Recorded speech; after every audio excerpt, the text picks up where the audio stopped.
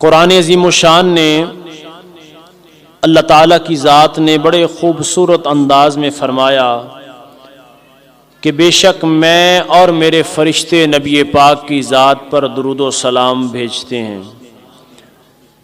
یا ایھا الذین آمنوا، اے ایمان والو، صلو علیہ وسلموا تسلیما، تم بھی درود و سلام میرے محبوب کی بارگاہ میں بھیجو۔ اللہ تعالیٰ کی ذات وہ لا شریک ذات ہے جو نماز پڑھنے کا حکم تو دیتی ہے لیکن رب کی ذات نماز پڑھتی نہیں۔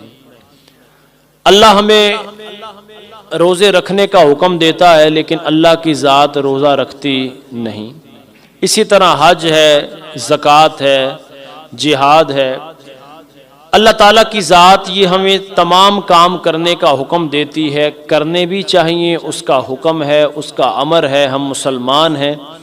لیکن اللہ کی ذات نماز، حج و روزہ، زکوٰۃ اور جہاد، یہ خالق کی کائنات کی ذات یہ معاملات نہیں کرتی۔ لیکن درود و سلام ایک ایسی عبادت ہے۔ اللہ ترغیب کیسے دے رہا ہے؟ ان اللہ و ملائکتہ، میں اور میرے فرشتے کیا کرتے ہیں؟ یصلون علی النبی، ان اللہ و ملائکتہ یصلون علی النبی، میں اور میرے فرشتے نبی پاک کی ذات پہ درود و سلام پڑھتے ہیں۔ یعنی یہ ایسی عبادت ہے کہ وہ لا شریک بھی یہ رسول اللہ کی ذات پہ درود و سلام پڑھتا ہے۔ رب کا درود پڑھنا یہ ہے کہ رب ہر لمحے اپنے محبوب کو اپنے قریب کرتا چلا جا رہا ہے، ہر لمحے اپنے قریب کرتا جا رہا ہے۔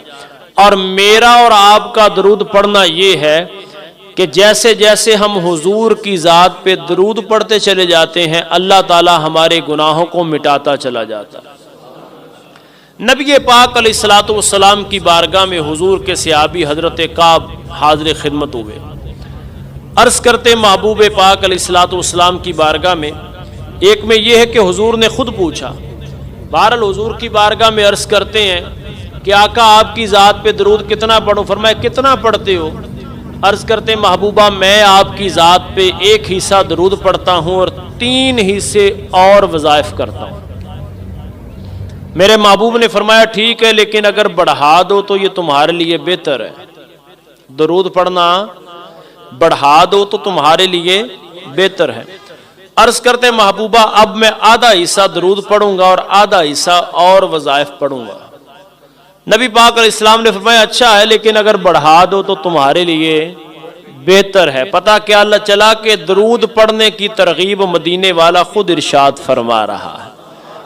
پھر وہ عرض کرتے کہ محبوبہ اب میں کوئی اور وظیفہ نہیں کروں گا، فقط آپ کی ذات پہ درود و سلام ہی پڑھوں گا۔ نہ علمہ وچ بسا سانو کوئی یار دی گل سنا، محبوبہ کوئی اور وظیفہ نہیں، صرف آپ کی ذات پہ درود و سلام پڑھوں گا۔